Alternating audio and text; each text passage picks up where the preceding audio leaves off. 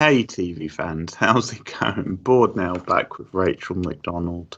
So this is going to be a special discussion video where we're going to be looking at the recent top 100 TV shows as compiled by Rolling Stone magazine. So this was a recent list, and it's their first list of this kind since 2016. So they're obviously doing an update, and there's been many new TV shows since then, and many new big TV shows that obviously could be contenders for such a list. So these things are always interesting to look at and pick apart, certain picks that they've made, and look at certain themes when it comes to this sort of a list. Number one pick was Sopranos.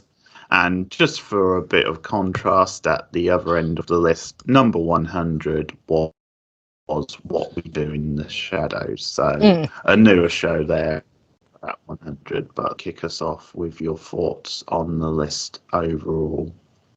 I think it's hard to judge these kind of lists, but I have to say this one surprised me a little, simply because there are so many recent shows on here. I mean, there are shows that were only started last year, and I know that, like, for example, they have Squid Games on here, okay? Now, I understand, and Squid Games was, like, a really interesting, different show, the way it was shot, the way it played out, everything about that, but it's only one season long, so it's like, how can you put a show like that on this list with established shows that have been going for so long?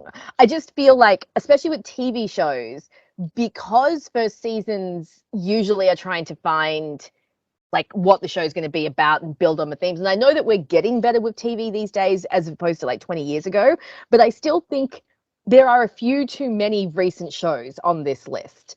Other than that, there are shows on here that I expected to find on here. Some of them are lower than I thought they'd be. For example, they have Oz on this list, but it's number 99. Like, I would definitely list Oz higher than 99, than number 99, because it was such a good show.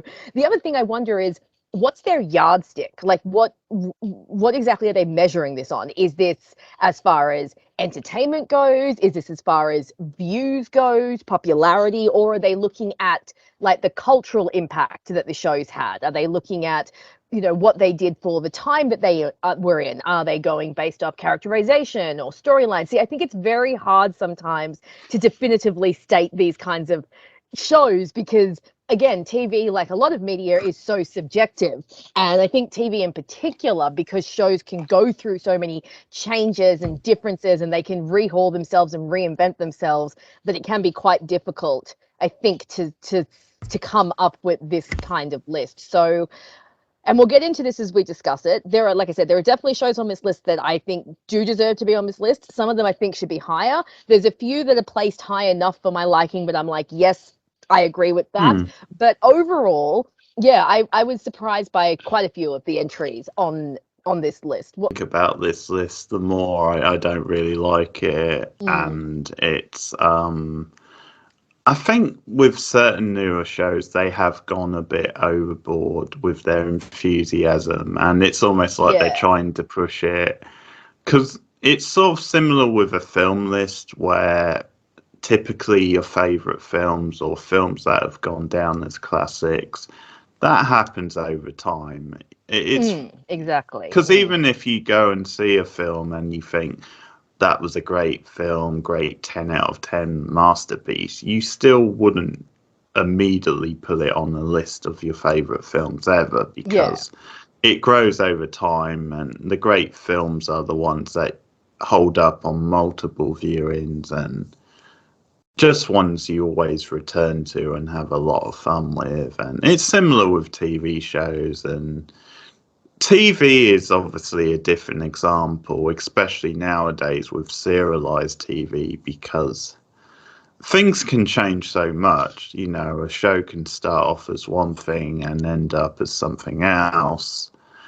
Also, you can't really predict, like, if a show has a really good first season, sometimes the bigger challenge is to have a really good second season. That's not always easy. And I mean, with serialized shows nowadays, a show that's completely serialized, especially if you have like one clear creative voice, one showrunner, then the idea is then if the writing's doing its job and they've got a good plan and foundation, then in theory that show will get better as it goes along, because you are just building blocks, you're expanding on what has come before, and typically in season 2 you will get more character growth type thing because you're just building on the basic ideas of the first season, and it'll grow from there. But yeah, when something has only had one season compared with something that had a whole run of 5 seasons, for example, it's very hard to sort of pair them up and match them and say this is in the same line. Certain things you could make a case of it justifies being on the list, but maybe further down. Because, I mean, a couple of examples I'll pick out is, so into the top 10. So at number 10, you've got Succession, the HBO show. Which I've seen all 3 seasons of. It's an excellent show. I'm a big fan of that show. And at number 5, it's got Fleabag, which I've seen a couple of episodes of, but critically acclaimed sort of British show, satire, very talented writer, Phoebe Waller-Bridge. But once again, they're very current, modern, or recent shows. And it's very, as great as I think Succession is, it's in the middle of its run. There's obviously season 4 on the way. It's also very hard to evaluate it compared with shows that are like 20 years old, 30 years old. So, I think the quality of it, you could argue it should be on the list somewhere, but to put it in the top 10 at this stage, and that's coming from me, who's a big fan of the show, I just think that's way too early, way too high.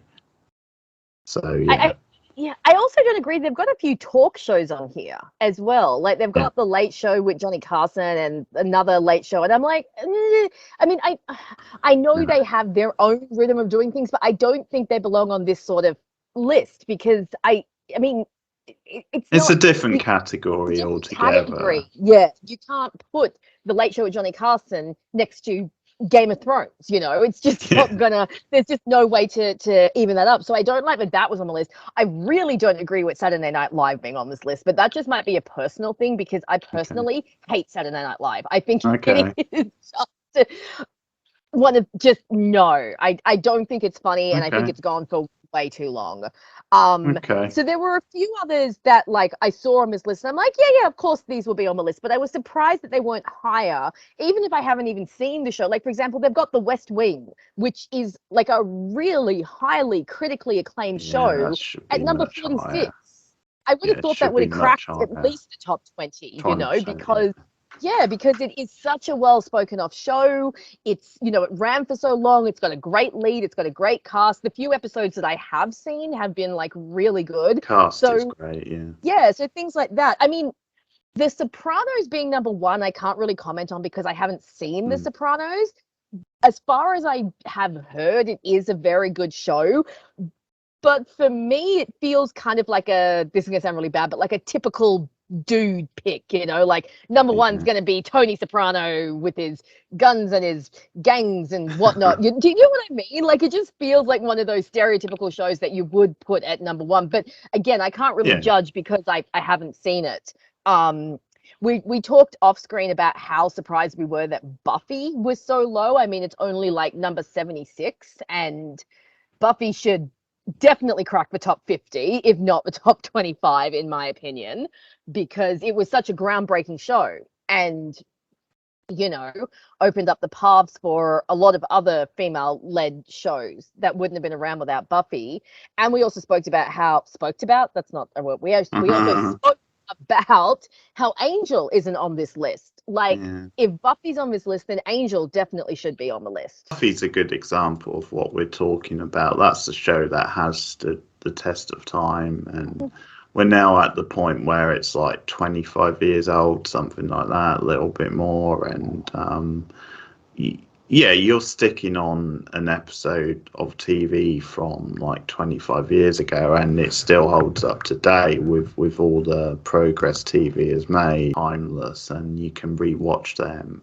And that's always a consideration for me when thinking about some of my favorite shows. It is that rewatchability. Absolutely, And yes. Buffy has that, and it has great dialogue, it has great characters, and yeah, just some of the jokes and dialogue and character moments, they hold up all these years later. So Absolutely. because of that, it should be higher up on the list. You know, it should be somewhere in the top 30 or top 20 at least. Mm-hmm. And you're right. I mean, it does touch on something I said off camera as well. Then yeah, I think there still is a bit of a sexism when it comes from critics, and a gender thing where they still don't always take a female-led show as seriously as a male-style show. And, Absolutely. you know, it's this thing of they see something like The Sopranos as high art and something to be taken seriously. And they dismiss Buffy, even though Buffy has this cultural importance. And that's another point to make is even though you have to be like subjective and you have to have your own ideas, I think also you have to recognize the cultural impact of Yes, a TV absolutely. show and its audience and what it means. It's like Mhm.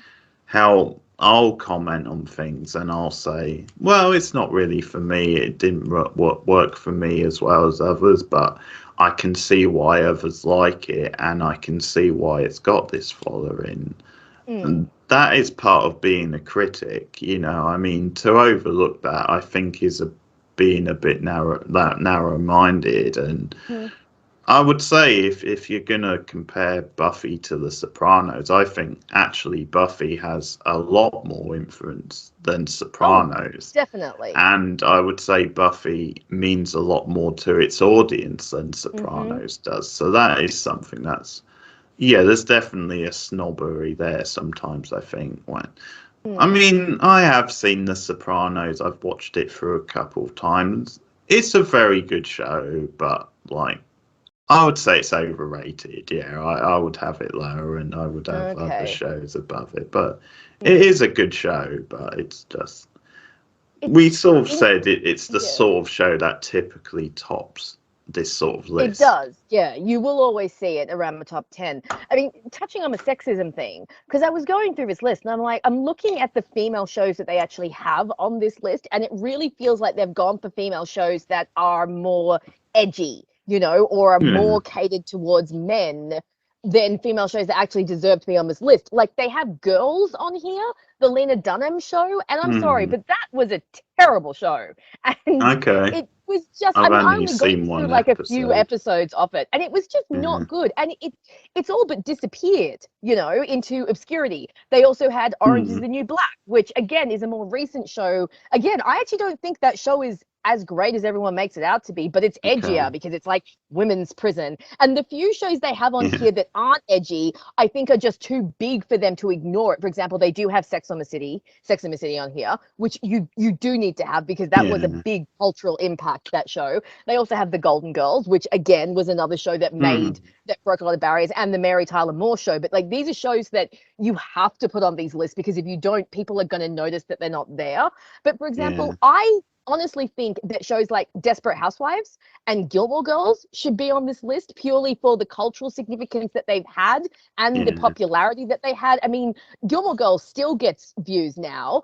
It was very odd to see that sort of portrayal of a young single mother at that point in time, to portray that sort of relationship. Gilmore Girls also had the fast dialogue and the quips and the real intelligent jokes as well. So that should be on there. And Desperate Housewives, again, another kind of cultural phenomenon that changed television a little bit. It was the first kind of like dramedy that like really came out with women at the center. It was so female focused and it had such great storylines. And I was really surprised surprised that it wasn't on this list. And I'm wondering if it is a little bit to do with sexism of like, oh, it's for Rolling Stones. We can't have Gilmore Girls in Rolling Stones. That's not hardcore enough, So that's what I talk about when you have to think about who's actually made this list and what audience are they making this list for, and how are they picking their criteria, because there are shows on here I haven't even heard of. Competitive list and a bit of a tired list, where this sort of magazine where it's a bit of a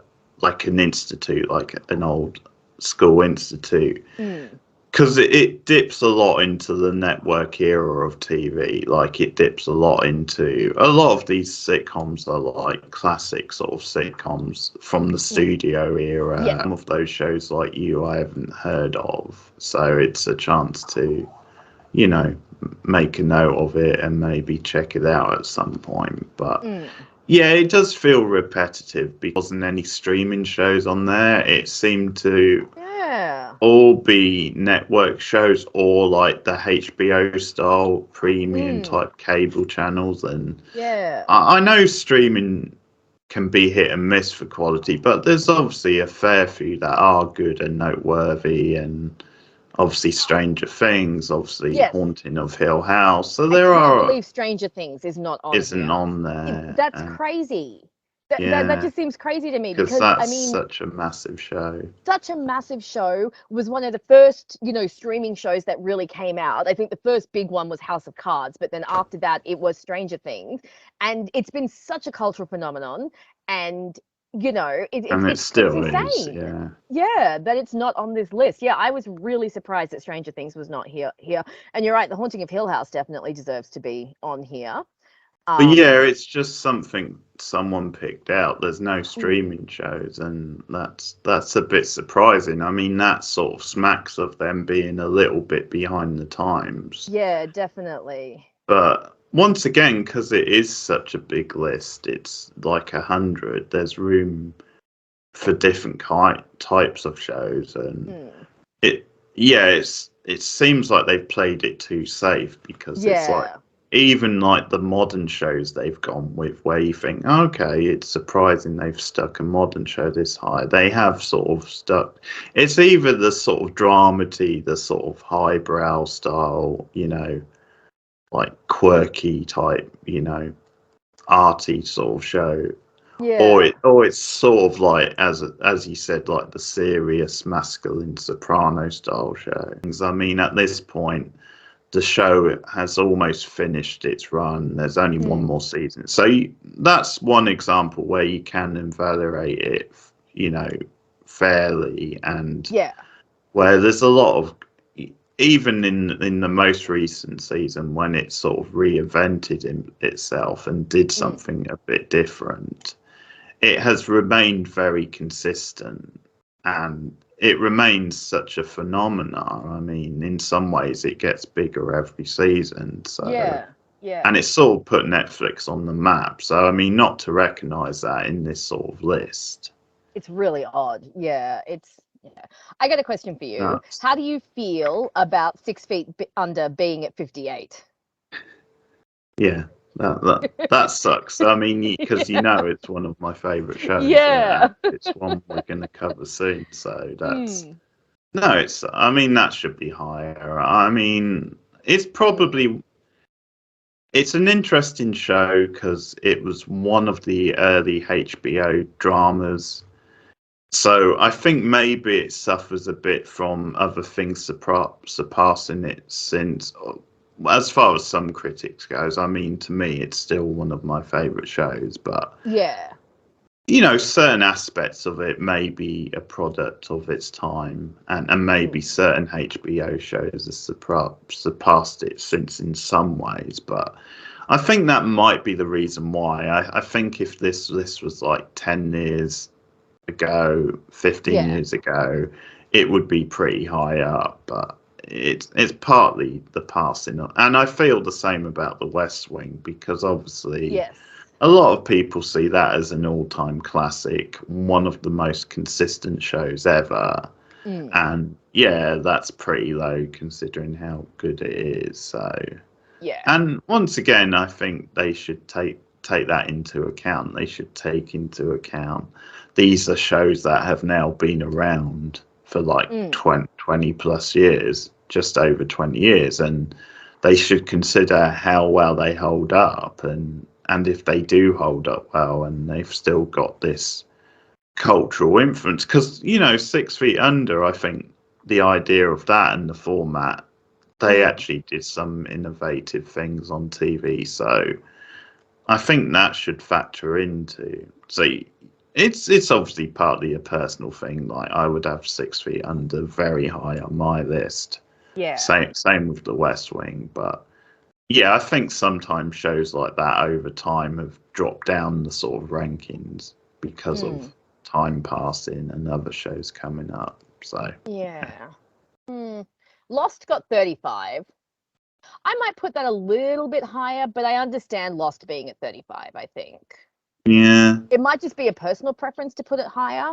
I do think it had a I big would impact, have it higher, I think. But I'd have it at least in the top 25, I think. Because I do think Lost is a lot, like, I know everyone seems to, like, when it comes to Lost, everyone wants to talk about how convoluted and everything it got. And I'm not saying that there aren't issues with storytelling, but I think Lost is actually a lot tighter and a lot better, like, told than I think people give it credit for. Yeah. It's definitely one of those shows that I think benefits from being able to watch, like, if it is on a streaming platform. I think it's one of those shows that you do want to binge because then you get all the information in the one go.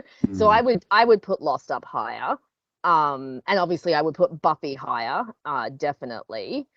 I was kind of happy that they have Sesame Street on here, though. That's cute. That's and pretty funny. Yeah. I think it's earned its place. I mean, it's such a long-running series. Kids all around the world have been influenced by it. It was quite groundbreaking back in the day as well. I know they had a segment when it came to like segregation and stuff like that. They had a segment that showed like a black man sitting on the same bench as like Mr. Rogers and things like that. So yeah, I think Sesame Street definitely deserves to be on this list. MASH, I thought would be on here as well. I have actually never watched MASH, but it is one of those ones that that everyone knows. But like, they've got Watchmen here from 2019, which that seems jumping the gun a little bit. Yeah, and it's number 23. Like, how can you rate a show for such a recent show? That's only one season, and you're going to put it above like Buffy and The West Wing and Oz and stuff like that. I saw Star Trek got number 22, so you must be happy with that. So would you bump it up a bit more? No, it's probably roughly right. I mean, I think on that it's disappointing they didn't have any of the spin-offs. And they probably just decided, and they probably went with the original because it's the show that started everything, and they probably maybe didn't want to take up too many spots with Star Trek shows, probably when it comes to genre shows. And that's what we've said, because, Buffy being lower, Angel not appearing, Angel should be on this list, no Firefly, that should be on. I am so surprised by that, because almost every, like, top 10, like, that's just a show that just gets referenced everywhere. Like, Firefly is still, I think, Whedon's most like critically recognized show. And I was really, really surprised that they did not have Firefly on here, because I thought it would definitely have made the top 100. That was a surprise. They didn't have Orphan Black, and that's a fantastic No, they didn't have that. Oh, and we talked about this off screen as well. Veronica Mars. How is Veronica Mars not on here? That show was so groundbreaking and such a different thing to come out. And, the first season at the very least was fantastic. And it really, again, it opened up the door to have more female-led shows like that, and to have darker female characters, and to have more morally ambiguous female characters. So, again, I think that's to do with the sexism a little bit. Really convinced me that that's not one of the 100 greatest shows of all time. I mean, it has a sort of a special place when it comes to shows of the last sort of 20 years, really. And it does stand out as doing something quite unique with a familiar format, and a nice mix up of like coming of age with like noir sort of genre. So it's disappointing. Then they would overlook something like that. That should be somewhere on the list at least. So your Twin Peaks came in at 16. How do you feel about that ranking? I guess I can't complain because it's a similar thing to what I was saying earlier. I think it's just over time, other stuff has come along, and TV has got even better, and obviously that's possibly my favorite show. Certainly one of them, but I guess because of the factors I said, I can't complain about it being 60. I mean, really, the original series is over 30 years old now, and it's a list of 100. So a 30-year-old show, making 16, that's pretty good. Obviously, I would have had it higher, but I can understand why it's about there. I'm looking at the actual top 10, and there is really only one show in here that I would say, I mean, I haven't seen all of them, so I can't really comment, but like the only show in the top 10 that I would say, yes, you absolutely do belong in the top 10, is they have Mad Men in the top 10. Mad Men is number 7. Now, Mad Men is obviously a freaking fantastic show. Like, oof, I could talk so much about how good Mad Men is. Just brilliant. So Mad Men being in the top 10, absolutely. Such a great series. Cheers and Seinfeld are also in the top 10, and they're two that I would say I understand why they're there because they are so iconic. They're both, I would say they are both kind of the sitcoms of their decade. You think 90s sitcoms, you will think Seinfeld. You think 80s sitcoms, you will think Cheers. I haven't seen a lot of Cheers, and I personally don't like Seinfeld, but I do understand the cultural impact that it had, and I do understand, it was very well cast, it's very well written. It's just personally not my brand of humor, but it's obviously a show that has huge cultural significance, and had a huge impact in the 90s and is still talked about to this day. So those two being in the top 10, I understand.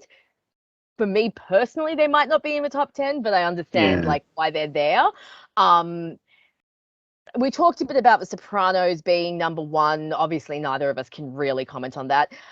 I mentioned off screen that I was very surprised that The Simpsons got number 2, because while The Simpsons was a huge cultural phenomenon when we were kids, when we were growing up, it doesn't seem, I just don't feel like it has that kind of relevance anymore. And so I was very surprised that they put it so high. Like, obviously it would be in here because it was a huge, like, it was a phenomenon in the 90s. We've talked about this off screen, remembering the Bartman and, having all of the merchandise and everything that tied in. But I'm surprised that it's still so highly thought of that they would actually put it at number 2, because let's face it, the recent Simpsons, like the last 10 years or so, just not the same as they used to be, and just not the same kind of impact as it used to have back in the 90s. So I was surprised that one was so high. I thought it might crack top 20. I was surprised that it cracked the top 10. That was interesting. Yeah. Like, it's still obviously seen as this big cultural show where it's one of the things about it is that it continues to reference things that are happening in popular culture. So it remains relevant in that sense. And I know there's an argument from some people, and you still get gems of episodes even in the later season. But you made a good point. Then since then, you've had a lot of those sorts of shows that have moved things forward. Yeah, adult animation has. Yeah, it's. I mean, obviously, there's a lot of depth and subversion and style to The Simpsons, but it's possible one reason it still appeals to critics is because it sort of feels like a traditional family-led sitcom, which just happens to be an animation. And I think these sorts of critics, they do have a love for that sort of thing. Again, there's a lot of sitcoms on there. There's a lot of traditional like sitcoms, and possibly with things like Cheers, and I think with MASH as well. I think they appeal to these sorts of critics because they're sitcoms that have a lot of heart, and where there's quite a lot of drama to the characters as well. The characters feel quite relatable. I mean, obviously MASH was an early example of a sitcom that could be serious as well. Yes. You would have really serious stuff in there. So I think that's part of the stuff. But the thinking with shows like that, and that it's at times a little bit more than just a sitcom, just you know, it's there to be funny style thing. I mentioned to you before the two critics picking their top 100 US shows, but TV the book it's called, and one of them is the guy who's listed as the editor of this Rolling Stone list.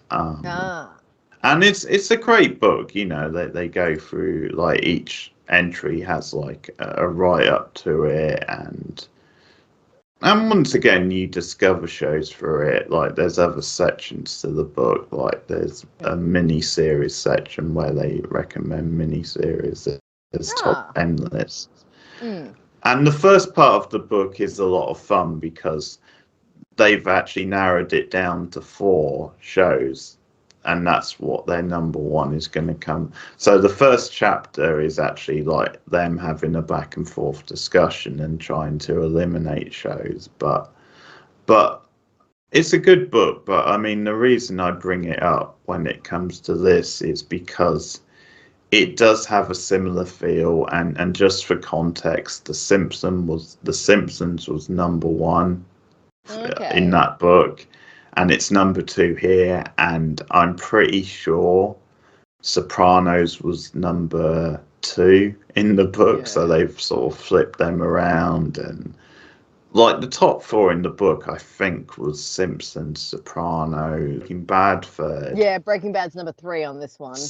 Okay, that's spooky. And then I think The Wire was number 4. The Wire? Yeah, they've got The Wire on this one as well. Is it high? I mean, that's number 4. So they essentially had the same. That's spooky. I might have to check it, but it was roughly that. It's high. I think Cheers might have been higher than Cheers was about top 5, I think. Oh, okay. So a bit higher on, but yeah. So it's just spooky. Then they just flipped around their top 2, you know, because it's Simpsons in that book. So these things can get a little bit repetitive, and I think so. There's certain areas where they're not as progressive as they should be, sort of thing, and they've still got their typical little tropes in a way. Really 100% get on board with is the fact that Mad Men ended up in the top 10, and I'm not even like, I mean, they got it at number 7. I might bump it up more than that, but at least it cracked the top 10 because it is such a fantastic show. But yeah, a lot of the show, I mean, there were a couple of shows I went, oh, that's kind of cute. Like, they have the Wonder Years on here. I loved the Wonder Years. Yeah, that's absolutely loved it, and it was a really, really good show. You know, I like seeing Golden Girls that I mentioned before, because Golden Girls was very progressive. Again, another show that I absolutely loved watching when I was a kid, and that tackled quite a few issues that weren't being tackled in the 90s. There was an issue that centered around AIDS. There was another one that centered around senior abuse, another one that centered around one of the girls, her brother was gay, you know. So a lot of things that weren't being touched on in the 90s, and definitely not for women of that age group. So yeah, I thought Golden Girls was really good. But yeah, just going through it, I'm like, they have too many recent shows. It doesn't feel like they've really put a lot of effort into this. It feels more like they've just grabbed a bunch of TV shows that, you know, a lot of dudes would like, and that sound like hip and new, and like just thrown them together. And it really seems like, as far as the rankings go, it feels like they've only really paid attention to like the top 10, and the others they've just kind of thrown in here and there, and like, oh yeah, this will probably be in top 30, this will probably be here. I don't think I was very impressed with this list overall. It feels a little sexist and a little lazy, and I think it could definitely be, I mean, it's a hard thing to do. Like, how do you sit down and pick the top 100 TV shows of all time? But I feel like a little bit more effort could have been put into this. Yeah, because I'm not sure exactly what the formula was, but I know it mentions in the introduction, then they did, you know, do a sort of a survey, and like some actors were involved, I think, in picking their fan review. Then Gilmore Girls should have featured on the list. A show like that, I think Desperate Housewives would have been worthy of appearing on the list. So yeah, and I mean, I agree with. I mean, it's probably a bit high, but I know they had 30 Rock at number 20, so Yes, yes, they that did. pleases me. That is Oh, that's good. legitimately one of my favorite comedies of all time. Probably underrated, if anything. So I was happy they had that so high. Oh, But that's good. but no, in general, yeah, the list doesn't really do much for me. But No. is it, when you see these lists come out, is it something you like go towards? Is it something you get excited Oh, I about do. to I get see? curious about, Yeah, yeah. definitely. I always like a good list. And I mean, sometimes you get some really good ones. It's just other times you get some really crappy ones. And you just kind of, you also, I think, have to look at the publication that's doing them. You know, a Hmm. magazine like Rolling Stone might not, be able to tally this up as well. A magazine like Empire or Filming might be better, So I Hmm. do always like these kinds of lists, especially because I do think it's interesting to go through and think about, like, how did you pick this, and if they are really well made, because you do get some really good ones out there, then yeah, they can be really interesting. I think ones like this let the rest of them down, because it Yeah. is a bit generic in a bit. But no, I do like this sort of thing. I'm assuming you do as well. You tend to grab those Yeah, lists. it's always fun to see them and pick Yeah. apart, and you have your own opinions with both film and TV, or with just institutes like this, how you just seem to get similar sort of things happening. And because it's a bit like the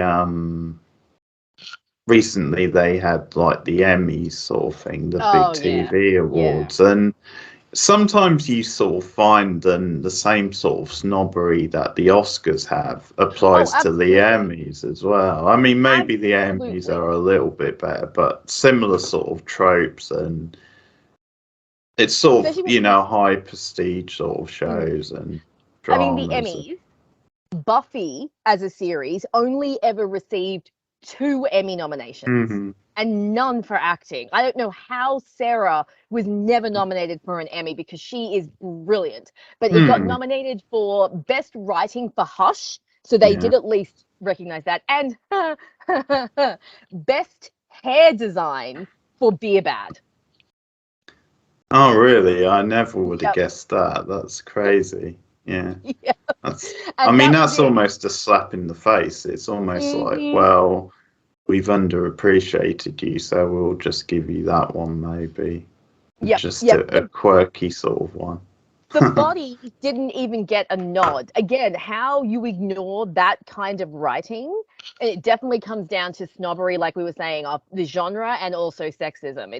It's really terrible when you think about it. Yeah. And yeah, a few years ago, they pissed me off because they didn't give Twin Peaks: The Return any nominations, and that was Yeah. just crazy. I mean, the cast in that was insane. I mean, some of the cast should have got nominations, Mm, and the overall quality of it was very good. So I yeah. don't know how that didn't get any nominations.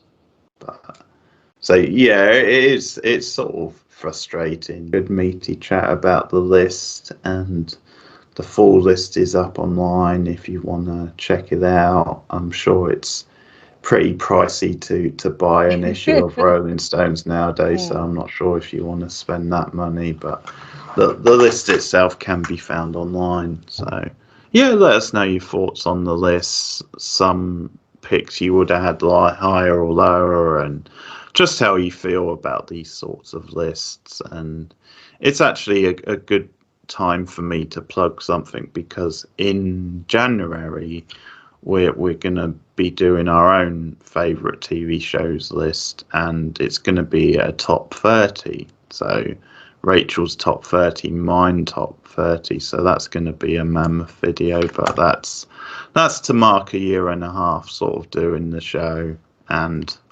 doing our podcasts, and TV obviously a big discussion point for us. So that's going to be the special anniversary style list where we each will do our own top 30. So that will be coming up soon in January. So, I mean, get thinking of your own as well. And we obviously do regular TV reviews. Like, we're working our way through Buffy at the moment, so we'll return to that soon. And I'll just plug patreon.com/board now, because this video will actually go up a bit earlier for patrons, so they'll get it a bit ahead of regular YouTube, the public, and then it'll be released onto YouTube. But this is the sort of video I probably want to do a bit more on Patreon, these sort of meaty discussion style videos. So just to give you a flavour of what you can maybe expect in the future. And Rachel, if you want to plug your channel before we go. Guys, you can follow my YouTube channel, Rachel McDonald. Video essays discussing movies and TV shows. Tumblr and Twitter are also linked on my channel, and Keith usually puts a link in the description, so you can find me everywhere. So come and follow me everywhere. Thanks, guys. Take care. We'll see you again soon.